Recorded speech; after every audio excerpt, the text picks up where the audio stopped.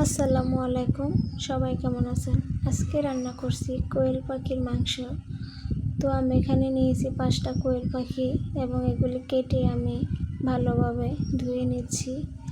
ভালোভাবে ধোয়া হয়ে গেলে আমি একটি পাতিলে রেখে দেব। তারপর আমি কড়াই বসিয়ে দেব। চুলায় দিয়েছি তেল পরিমাণ মতো, দিয়েছি তেজপাতা, গরম মশলা, এগুলো আমি একটু সামান্য ভেজে নিয়েছি। এখন দিয়ে দিয়েছি 1 কাপ পরিমাণে পেঁয়াজ কুচিগুলো আমি একটু ভেজে নেব।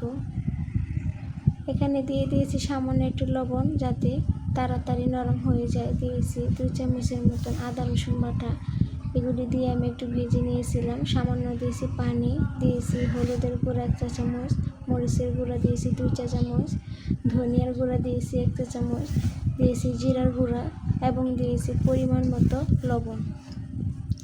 এইগুলি দিয়ে আমি মশলাটা ভালোভাবে কষিয়ে নিয়েছি। এখন আমি এখানে দিয়ে দিব ধুয়ে রাখা মাংসগুলি দিয়ে আমি একটু ভালোভাবে নাড়াচাড়া দিয়ে দেব।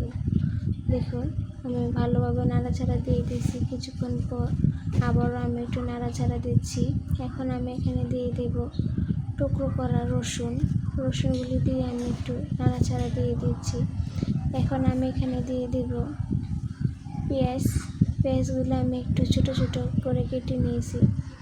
আপনারা চাইলে একটু বড় করে নিতে পারেন।